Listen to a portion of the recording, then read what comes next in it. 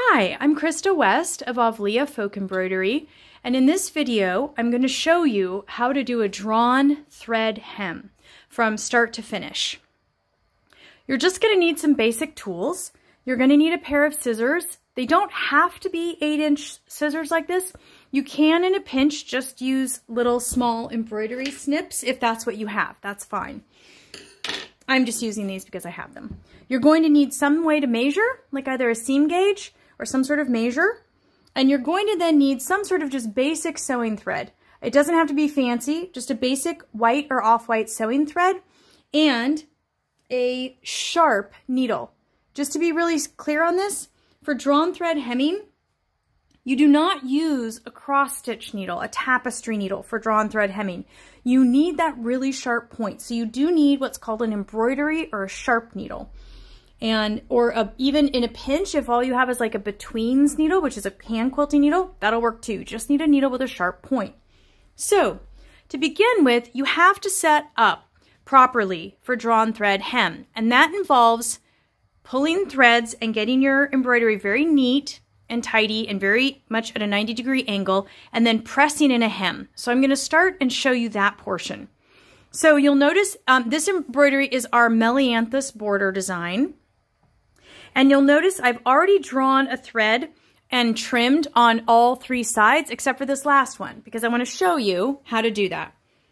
So to pull a thread, to pull a drawn thread, you're going to start by measuring out 1 3/4, well, on these sides, for me on this measurement, it's 1 3/4 stitches. So I'm coming in and I'm measuring out 1 3/4 stitches, which on this, I'll move the seam gauge, is right here, okay? Now I'm gonna then stick my little needle in here and I'm gonna just find the thread that is closest to 1 3/4 of an inch. I am then, and do this in the middle of the cloth. Don't do this out here and don't do it out here. Do it right here in the middle. I'm going to then stick a needle through that and I'm going to pull on that thread. And I'm going to basically pull up that thread. Uh-oh, I guess on that one I pulled 2. Oh no. Well, if you get 2, it's not the end of the world. Just pull one of them. And you'll notice that it creates puckering. And you're going to gently pull on that thread and let that pucker. And then you're going to slowly ease out that pucker to the edge of the fabric like this, okay? The reason you're doing that is you can see this little channel starts emerging where the thread was. You're going to do that on both sides. If it's hard for you to do it with your fingers, you can always do it with a set of tweezers too. I've done it with tweezers, fingers, it just depends. So now I have that little area, and of course I have the other one that I actually just pulled. If you pull up an extra one, you can see it's not the end of the world. You just kind of put it back in place. Now, we've now got this channel here, which looks really nice and neat. We're then going to take our scissors and trim in that channel. The reason we take the extra step of pulling a thread rather than just, trimming is that this will make sure that everything is very, very even. So I'm now trimming that. Okay, here we go. Great. Okay, setting my scissors away because now I'm done with my scissors and I'm letting that piece of fabric go. Sometimes if you have a big chunk of fabric like that, it's kind of nice to hang on to it for like testing out floss colors or stitches or things like that. So I usually keep a little basket of those on my little design table. Now I've got the embroidery like this. I am going to give it a little press. You'll see me using my professional boiler iron here, but you just do this with a home iron. In my studio, I happen to have a professional iron, so that's why I use that. Now, I've just pressed the front, so everything's nice. We're now going to turn it to the back, okay? And I'm going to start at the top edge and show you this first. What I'm going to do is I am going to take the raw edge and fold it to the first little spot of stitches I can see. And I'm going to press that in place, like this. All the way across. Okay? Like that. Okay? Make sure it's really nice and pressed in place. Okay? Now, I'm going to take and fold that under again. So I'm going to take that pressed edge and I am folding the raw edge here into the fold. This is just a really great way to press in a hem. This is called a double fold hem. Sorry, it's hard for me to get my hands out of the way enough to show you that. Okay, so now, and then I'm going and pressing this, being careful not to burn my fingers. And my iron gets very hot, so I have to be really careful about that. So do be careful of that. Now, sometimes I leave my iron there to just sort of hold that down. Only do that if you know that you've got an iron that isn't going to burn the fabric. Okay, and I'm going to press that all the way across, okay? So now I've done that. I'm now going to do this on the next side.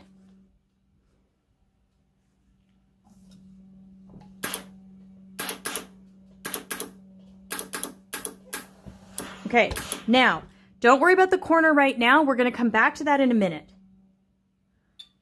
I'm going to press this under again and do that double fold hem. You're going to have a lot of bulk at that corner, but again, just sort of leave it there for a minute. We're going to come back and deal with that in just a second.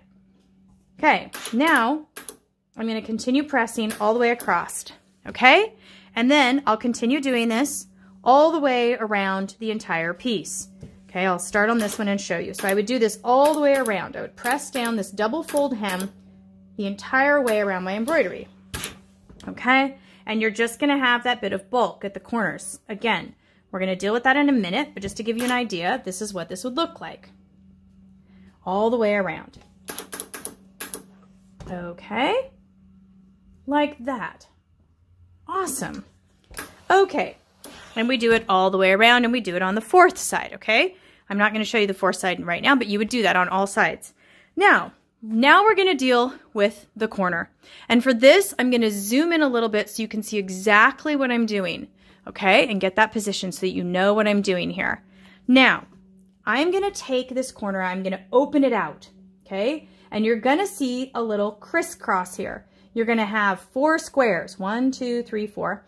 And you're going to have a spot where the first part of your fold and the other part of your fold, the first lines of your fold meet. At that point, right there, okay, you want to take and fold this in like this, okay? Now, if you've used the outer row of stitches here as a guideline, it means that the tip of this corner will basically almost touch there. Now, keeping this very much at a 90-degree angle, you are then going to press this. Okay, we're making the mitered corner. You're like, but I just pressed it and now you're pressing a different line. It's like, yes, this is what we have to do. So now I have that mitered corner that looks like that, okay? I am now going to get my little pair of scissors, something like this, and I am going to trim a little bit of seam allowance. Do not go crazy with this. If you're nervous about trimming this, you can always double check yourself, and I usually do that. So if I'm gonna, before I trim the seam allowance, I will oftentimes fold those 2 corners in like this and go, oh yeah, okay, I can trim that out because I'm getting ready to fold this all back in place and I can cut that seam allowance. So I'm gonna very carefully trim that. I always like to leave about 3/8 of an inch.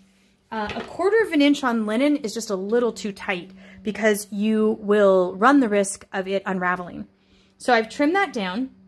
Now what I'm gonna do, what I find easiest is I press the corner itself first, and then I fuss with folding everything in.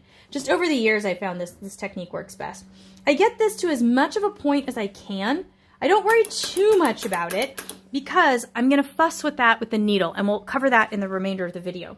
But I get this like this. Now I'm gonna go back and tuck in, and I do these one side at a time because it's a lot of fabric to manage, a lot of folds, a lot of stuff, and then I'm gonna come back and do this side, okay? And I'm gonna do that.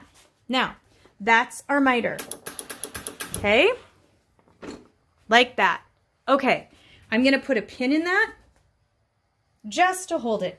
If I was working on a larger embroidery, then I would baste this in place with an extra, like just a bright color piece of extra thread or floss. I would baste this down just to hold it in place. But that's how you set up the miter corner. You're going to do that at all 4 corners.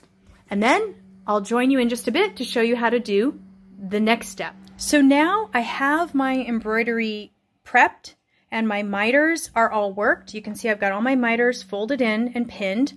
I've thrown some extra pins around just so that, you know, I've got this kind of set. You'll see that I'm on the back side. You definitely want to be working on the back side for doing drawn thread work. You don't work it from the front. Now, you're going to want to have a some sort of needle to use to pull out the threads, or tweezers if you use those. And then you're going to want to have that just basic sewing thread. This is, what sewing thread is this? This is this thread. Let's see, whatever this is. That's the thread I'm using. I bought this a long time ago. This is the one I've just used for a really long time. I like it because the color is kind of an off-white, so it matches whether I'm hemming the drawn thread on our traditional ground cloth or whether I'm on the legacy linen. This is legacy linen that I'm showing you on. This is a 30 count fabric. So once you have the hem put in place, it's time now to draw your threads. Now, you want to actually take your embroidery and you want to count out, I'm going to turn it this way so you can see what I'm doing. You're going to count out the threads, and the idea that you want to follow is to pull 3 threads for a drawn thread hem finish. You can pull more for more effect, but you need a minimum of 3 for it to actually look like a drawn thread hem. So I'm going to show you how I do that. Now you'll notice here I don't have a lot of space between the hem and the actual embroidery. If you wanted more space, you would work your embroidery with a greater seam allowance around it. So if you wanted a really deep hem, for example, you would leave 4 inches unworked around your entire embroidery. In most of my designs and kits, I allow 2 to 2.5 inches for the drawn thread hem finish, which is about this amount. So I'm going to go in here and I'm going to start by counting these threads, and I've got 1, 2, 3, 4, 5, 6, 7, 8, 9, 10, 11, 12, 13. I've got about 14 of them till I reach my hem. So I'm going to take out threads 14, 13, and 12. So pulling that first thread, I'm now going to pull those threads out like this, just like we did for the hem, but you need to be a little bit more careful because you've got pins in this and it's all hemmed. So just be careful not to get yourself with a pin. And the first thread, I should note, is always the hardest one to pull out. And this one I can tell didn't pull out all the way at the end. So I'm going to have to go down to that end and pull it out. So again, be really careful in your mitered areas and pull out that first thread like that, okay? And set it aside. Now down here, I felt like that didn't pull out. Oh, it did. It did pull out all the way. Yay. So that was thread 14. Now I'm going to go in and I'm going to pull the next one to it, which was thread 13. Numbering the threads ensures that you have a totally even hem all the way around. So I'm now going to pull out number. I'm going to try to pull out. Okay, that pin is really in my way. So I'm going to pull that pin out just so that I can pull through this fabric. Sometimes too, you have to open up the mitered hem a little bit at the corner to really get that thread to free out. So now I've taken out thread 13. Now I'm going to go in and take out thread 12. Now, if I wanted a greater effect, like a deeper drawn thread hem, not really a deeper hem, but a wider section of the drawn thread, then I could take out thread 11. Okay, you get the idea. I could keep going back. And on this one, I might do that just so that you can really clearly see the bars. So on this one, and I usually just sort of make that decision each time I do one of these. So now I'm pulling out thread 11. So I've pulled out threads 11, 12, 13, and 14. I'm going to put my pin back in up here for my drawn thread area, my mitered area there. Now I'm going to go around and on every side of this embroidery, I'm going to pull out threads 11, 12, 13, and 14. So we've pulled our thread on each side, pulled our threads out. And again, on this one, I've pulled out threads 11, 12, 13, and 14. But on your embroidery, it may be that you're pulling out threads 7, 8, 9, or something like that. You're going to vary that depending on the size of the hem allowance you have. Now, I'm going to start the drawn thread hem work. I'm going to start in the middle so that we can get the rhythm of it. And then I will show you how to work the corners, a few little kind of tricks for working the corners. So the very first thing you're going to do is you're going to have a piece of your sharp needle with not embroidery floss, with plain sewing thread with no knot. Do not knot it. Find a little spot like this, just kind of maybe in the middle. And what you're going to do is you're going to first off have to anchor that thread because you don't have a knot in it. You don't want knots because they would look really kind of unsightly in table runners. They'll leave little bumps on the outside of the fabric, which is why we don't use a knot. And you're going to do this by pushing you're going to pull the floss through, the thread through like that. And you're going to wait till it almost goes into the fabric like that. And then you're going to just take a little anchor stitch through the hem. You're not going through all the layers. You're just going through the hem here. Okay, great. There we go. And sometimes if it doesn't feel secure enough, I'll take 2 little anchor stitches just so that I know it's really, really, really rock solid. Okay, now what I'm going to do is start the drawn thread work. The way you do this is this. You go into the fabric and you put your needle under 3 bars of thread like this, okay?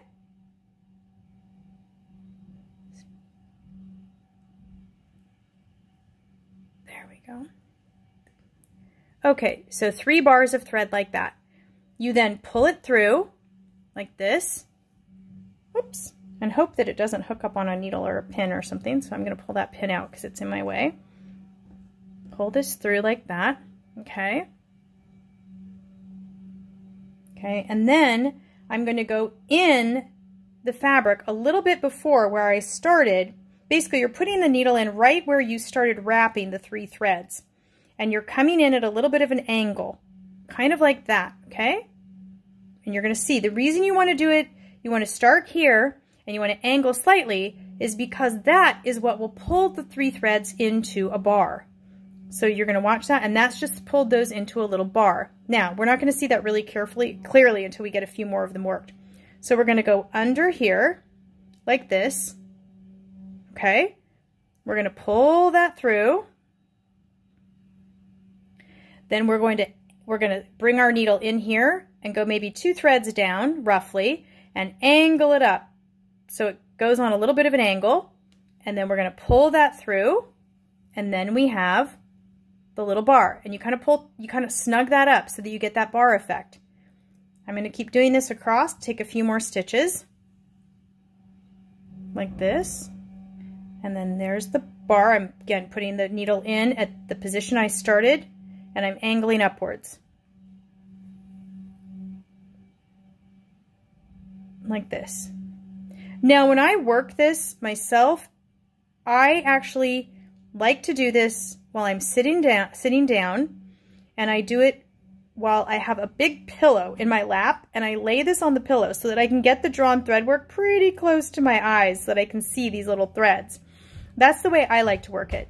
Right now I'm working it standing up because of taking the video, but actually working it seated on a pillow is just the very best way to do it, or the edge of a table.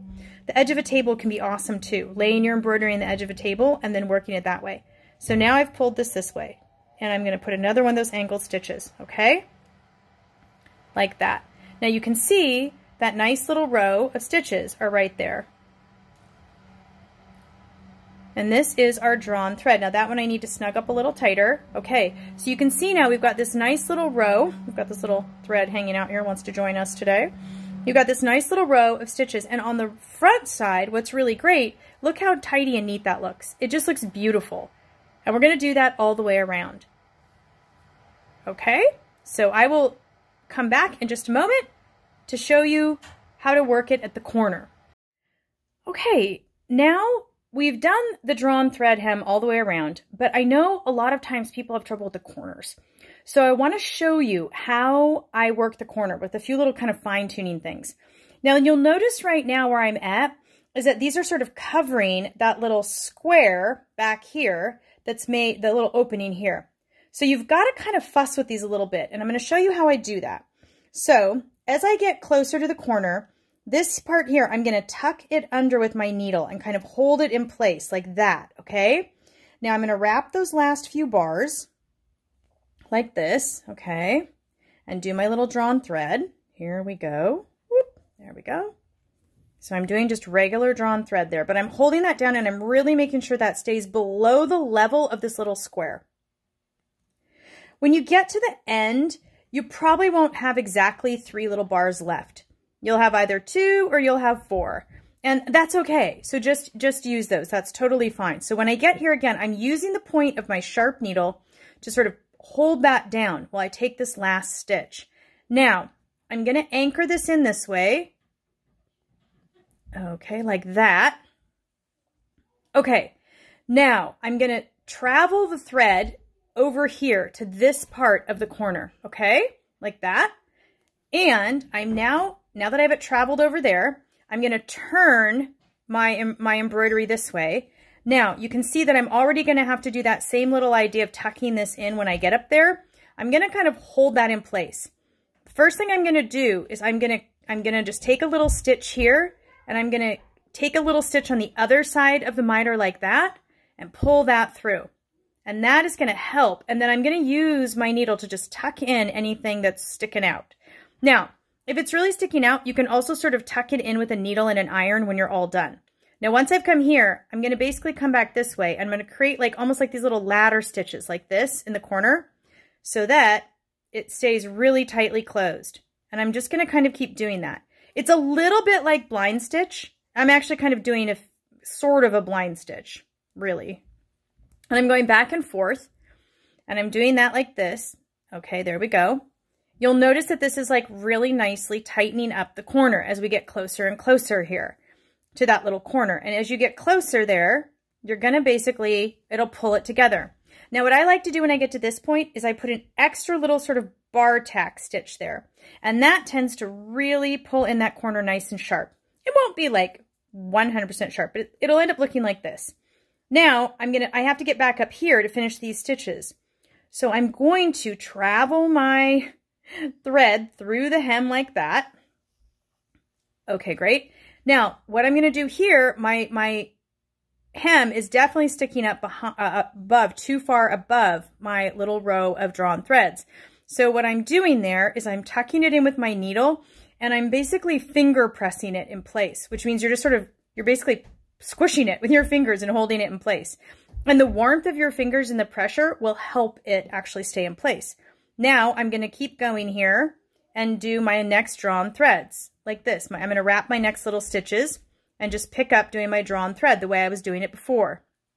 Now, you'll notice that you've got a little bit going on here, so just tuck in any little bits that are sticking out. You can always put in a little extra anchor stitch if you feel like you need it, and then you just keep working your drawn thread until you're all the way across your row of stitches, of little threads that you're hemming. Okay, and we just keep going. There we go. And here, oh, and it wants to get caught around the corner. That happens all the time. And then here, and then as I get here to the end, again, I may or may not have an even number of thread bars to wrap when I get to the end. And that's okay, because honestly, if you wrap 2, well, this one I actually did. I had 3 left. But if you have 2 or 4, it still looks very, it's hard to tell from a distance. So we go like this, and there's our last one. Now, to finish off your thread, what I do is I make a little tiny bar tack stitch. That one actually wasn't too tiny, but a little bit tinier one. And I put one little bar tack stitch in, and then I go and I sink the needle in about 1 inch. And I pull it all the way through like that, and then I'm going to trim it. So I'm going to set it down, and I'm going to trim that thread, pulling just slightly on that, just to basically make that thread tail pop back into the fabric. Set my needle aside, and now, as you can see, here is our lovely drawn thread hem piece, and I'll show you that. Here we are. And at this point, I usually give it a nice press, but that's how you do just a basic drawn thread hem. Thank you so much for joining me. This is Krista West of Folk Embroidery.